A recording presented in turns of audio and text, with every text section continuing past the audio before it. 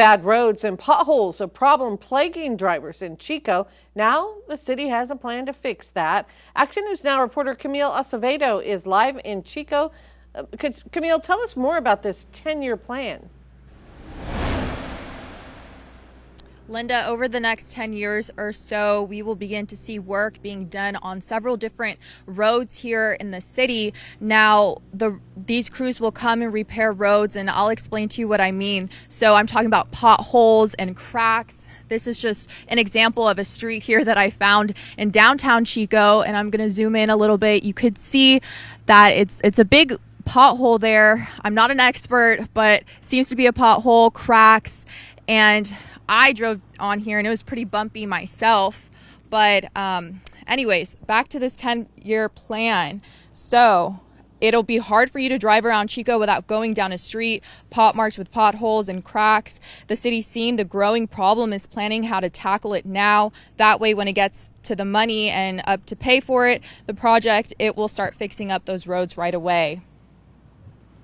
I think overall, just the road maintenance needs are pretty well documented and known in the city. And so while it's a huge undertaking and a huge increase in funding for us, it's a huge opportunity to also deliver all these projects.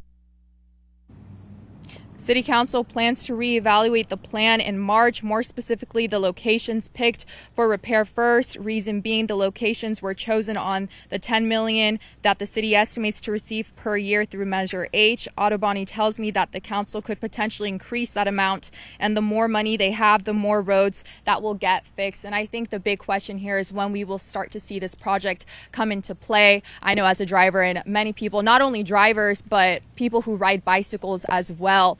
And Autobahn tells me that we have already seen this project start. We saw it over at East Avenue begin this year, and that is using the Measure H funds. Live in Chico, I'm Camille Acevedo for Action News Now, coverage you can count on. Camille, I know a lot of us were happy to see those improvements to East Avenue. What road is next?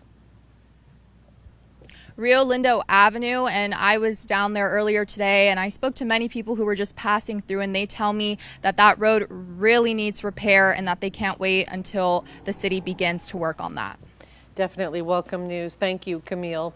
Measure H passed in November of 2022, increasing the sales tax by 1%.